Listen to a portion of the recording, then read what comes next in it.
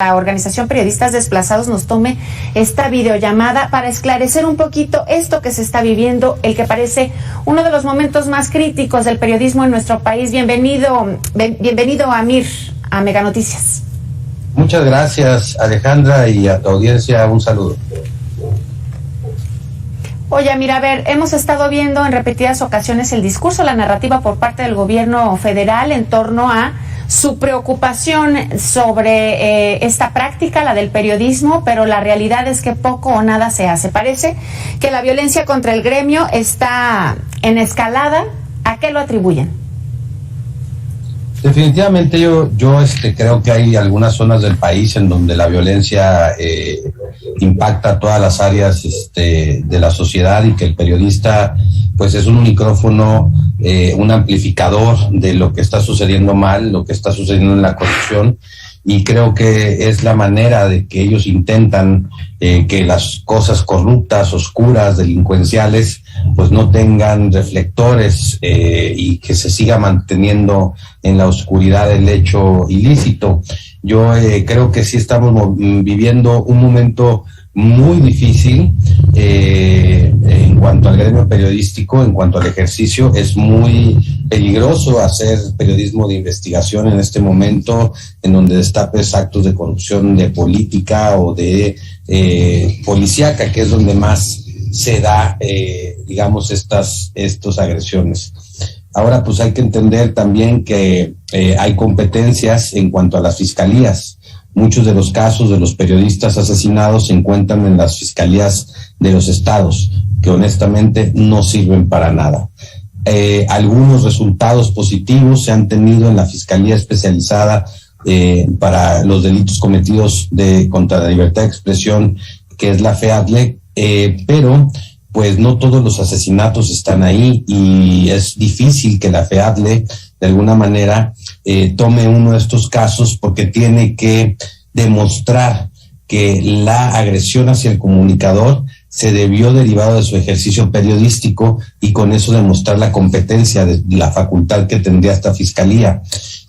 Yo pienso que es un poco más certera, tampoco dándole mucho mérito, pero mucho más certera la Fiscalía General en estos casos que las fiscalías estatales. La realidad es que casi todos, el 95% de los casos de periodistas asesinados están impunes.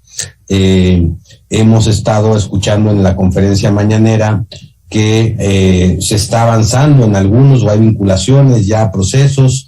Están, creo que los martes o miércoles están dando ya una agenda de seguridad, en donde básicamente tomaron ya también la agenda de los periodistas y están dándole continuidad a la información de cómo van los casos, si hay arrestados, si hay vinculados y estas cosas. Eso yo creo que es un avance, aunque sea pequeño, pero es un avance. Uh-huh. Oye, Amir, pero no tendría que estar buscando la autoridad. Dices que son investigados y en lo que son peras o son manzanas, bueno, pues no se puede decir que los mataron o que fueron asesinados precisamente por su profesión periodística. Pero en el caso concreto de Zitácuaro, en Michoacán, donde Monitor Michoacano decide cerrar sus puertas por no nada más por las amenazas que recibieron dos periodistas que fueron asesinados por allá, sino también porque la autoridad parece no hacer caso a las carpetas de investigación, como ya lo mencionabas hace un poco. ¿No podría ser esto pues digamos, un punto sobre la I para que entonces la autoridad actúe en consecuencia? Es decir, es evidente que fueron asesinados por su labor periodística. En esos casos, el caso de Monitor que mencionas, es evidente que la agresión llega por su ejercicio. Yo creo que ese caso sí está en la FEADLE. También el de Margarito está en la FEADLE, por lo que tengo entendido. Hay algunos otros que no están en la FEADLE o en la Fiscalía General, y creo que sí, es momento de reflexionar respecto a la ley que tenemos. Tenemos una ley federal de protección a periodistas y defensores de derechos humanos que está quedando insuficiente. ¿Por qué? Porque la ley no obliga a los estados a hacer nada, no es vinculatoria a los estados. Digamos que la ley prevé que la federación haga convenios de colaboración con los estados, y los convenios de colaboración no son digamos, obligatorios, ¿no? Entonces suceden casos de que el mecanismo emite la protección al periodista y el Estado no la atiende, por ejemplo, porque no lo siente como obligación. En este momento hay un debate acerca de una ley general que creo que es muy importante que se lleve a cabo, y que eso va a ampliar las facultades para que sea obligatoria para los 3 órdenes de gobierno, municipal, federal y estatal, y que creo que eso puede ayudarnos con un poco más de herramientas para poder pues abatir algunas de las deficiencias que se están viendo y se están sufriendo en este momento.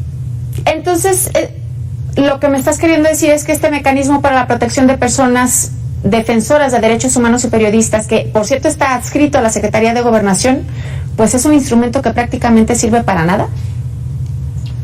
No exactamente. Mira, hay 1,600 beneficiarios del mecanismo entre periodistas y defensores. El 98% de los beneficiarios, están bien, ¿no? El 2% de los protegidos han tenido causas, han muerto aunque estén protegidos, pero aparte funciona de una manera, por solicitud de la persona, o del periodista o del defensor. Si alguien tiene una amenaza, puede contactar al mecanismo, mete una solicitud, y el mecanismo tendría la obligación de hacerle un análisis de riesgo y brindarle medidas de protección acordes al nivel de riesgo que tiene documentado a través del análisis de riesgo. Yo creo que funciona para muchos, ¿no? Honestamente, creo que funciona para muchos de los que están protegidos, ¿no? Pero ha fallado en más o menos, creo que tenemos como 5 casos documentados que están añadidos al mecanismo y que aún así han sido, asesinados. De ahí en fuera, todos los demás casos no han tenido, un hecho fatal. Sí se encuentran muchos de los comunicadores añadidos en constante peligro, y es cuando el beneficiario tiene que tener comunicación con el mecanismo para ir cambiando las medidas según vayan aumentando o vayan disminuyendo los riesgos que va teniendo uno por su ejercicio periodístico o por su labor de la defensa de los derechos humanos. Amir, dime algo. ¿Ustedes en Periodistas Desplazados han propuesto alguna situación al gobierno federal o alguna instancia, alguna autoridad? Porque luego nosotros como sociedad, la realidad es que tenemos derecho a estar informados. No todos optamos por informarnos, pero también es que desde el atril presidencial se polariza a la sociedad, ¿no? Y entonces hay periodistas que hacen su trabajo y lo hacen muy bien, y que se les demerita la labor informativa. Ustedes en este caso, ¿qué podrían proponer para que esto cambie y que entonces de alguna manera desde la sociedad se empiece a valorar el trabajo que hace un periodista? Mira, hay 2 casos relevantes ahorita que estamos observando en la sociedad. Un caso, por ejemplo, es que desde el púlpito presidencial se está, confrontando la información, se está debatiendo la información, se está diciendo cuáles noticias son falsas y cuáles no, y de alguna manera se tienen expresiones, a mi punto de vista, de algunas de ellas no correctas, pero se tienen expresiones de debate. Yo veo que es una expresión. Por el otro lado, y hay un comunicador, muy evidentemente, que siempre mencionaba en la mañanera, que es Carlos Loret. Por el otro lado, ahorita está el caso de Vicente Serrano, en donde un actor lo violenta en un restaurante, y que ahorita 3 senadoras de la República festejan la agresión, ¿no? Y que son de la oposición de esa tendencia. Entonces, no es bueno que la autoridad esté fomentando de ninguna manera el discurso en contra de los compañeros. O sea, eso es ni de derecha ni de izquierda. Yo creo que siempre puede haber un debate respetuoso. Y una cosa que me gustaría puntualizar: una cosa es una agresión, una amenaza, una invasión a tu libertad de expresión, y otra cosa es un debate público. Hay que entender que los periodistas a veces generamos conversación y que somos, observados en nuestra información. Muchas personas podrán estar de acuerdo o podrán estar no de acuerdo, sin embargo, eso no tiene que llegar a la violencia o a la amenaza o a la intimidación o algún hecho delictivo que pueda soscavar la libertad de expresión del comunicador. Es una línea muy delgada. Oye, sí, claro, Amir, y por último nada más me gustaría que me dijeras exactamente, ojalá que tuviéramos la fórmula para lograr una mejor interlocución con las autoridades y que se den cuenta que esta labor del periodismo pues es un bien finalmente para la sociedad. Una sociedad más informada toma, o mejor informada toma mejores decisiones. ¿Cómo le podemos hacer para que esto mejore? Sabemos que el gobierno federal hace oídos sordos a la problemática, o por lo menos eso es lo que aparenta, y pues tenemos que unirnos, ¿no? Para que esto de alguna manera cambie y los números no sigan incrementándose, asesinatos por todo el país. Yo tengo que discrepar un poco con que no se está haciendo nada. Este ejercicio en donde se está informando ya de los avances de los casos nunca se había realizado. Creo que es un avance, no creo que sea la solución, pero es un ejercicio informativo. Yo las mañaneras honestamente las veo como un ejercicio informativo. Asisten todos los medios de comunicación, el Reforma, el Universal, todos los medios de recomendación que quieran estar ahí representados lo están, y muy de derecha, muy de izquierda, muy de centro, lo que ustedes gusten, pero ahí están.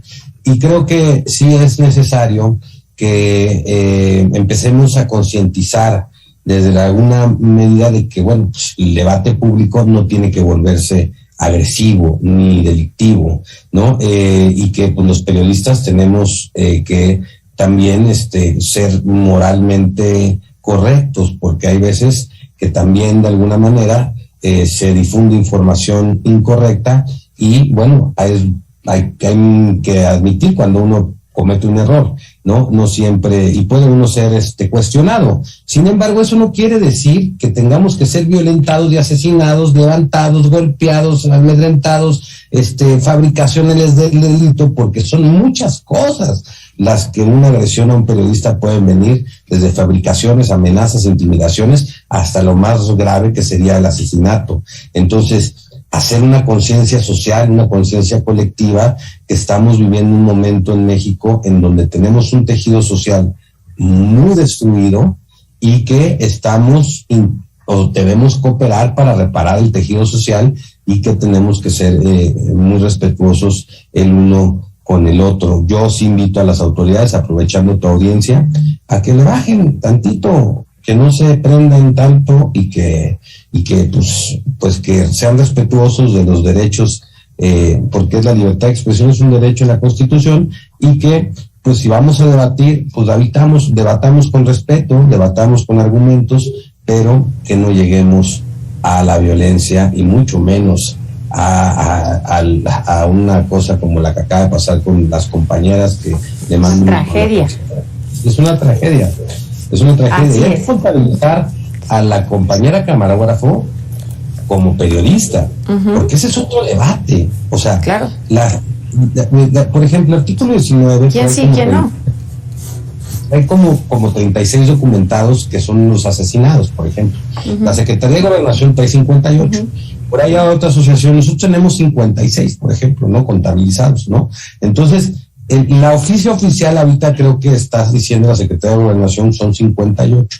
Nosotros tenemos que contabilizar a la camarógrafa como una colega que murió en el ejercicio, y que no el hecho de ser camarógrafo no quiere decir que sea peor, porque este es otro gran debate que están diciendo, es que este sí es que este no es que este ejerce por Facebook, este es televisivo, este es por radio, y entonces la ley es muy clara. Ahí está la definición de quién es periodista y quién no es periodista. Está en la Ley Federal de Protección a Periodistas y Defensores de Derechos Humanos, está la definición, y ya ha habido posicionamientos de la Corte Interamericana y de la ONU acerca de quién es un periodista. Y creo que lo que hace a un periodista es dedicarte a la información, a recabar, generar, opinar, informar, editar información con la finalidad de informar a la población, y que eso sea tu actividad recurrente, ¿no? Es como un taxista, ¿no? O sea, no porque un taxista puede estar dedicado 8 horas a ser taxista y otros 4 horas a ser carpintero, y de repente dicen, es que tú no eres taxista, eres carpintero, ¿no? No, pues el señor pues pues también es taxista, ¿no? O sea, ¿por qué? Porque maneja un taxi, fácil y sencillo. Entonces, las personas que hacen comunicación, pues, embonan en la definición de periodismo, y creo que tenemos que empezar los periodistas a respetar nuestro trabajo, pero empezando también a respetar el trabajo de los demás, porque ahorita hay una gran división de quién es, que si tú eres facebookero, youtubero, que si eres menos, que si eres más, que tú eres Sí, a ver, que no importa dónde publican, ¿no? Que se dedican a difundir información, independientemente de cómo sea. Si publican o no lo publican, la camarógrafa, bueno, pues tenía la obligación de captar la imagen para después ser reproducida en el medio en el que ella trabajaba. En fin, pues sí, también ojalá que la autoridad no nada más... Porque en el caso del monitor, en el caso del medio El Monitor, quisieron también desacreditar la labor periodística de un compañero, porque aparte de ser comunicador, ser periodista, pues tenía un trabajo extra, que es muy común en muchos de los mexicanos, que tengas dos trabajos, ¿no? Que porque trabajaba en un despacho de abogados también, ¿no? Entonces, pues de ahí se agarraron para decir, no, es que eso no era periodista, es que ese era, trabajaba en un despacho de abogados. No, señores, también era periodista. Y hay muchos mexicanos que tenemos dobles empleos para poder sacar, digamos, la vida adelante, ¿no? A la mayoría, Amir. A estas alturas, como está el país, ya la mayoría tenemos que echar mano de otro empleo. Te agradezco muchísimo tu tiempo, estamos en contacto para continuar con esta plática que seguramente seguirá dando muchísimo luego de que se fije la postura tanto de la autoridad como de los medios de comunicación que se siguen manifestando para exigir justicia. Te agradezco a Amir Ibrahim, secretario de la Organización Periodistas Desplazados. Muy buena tarde. Muchas gracias.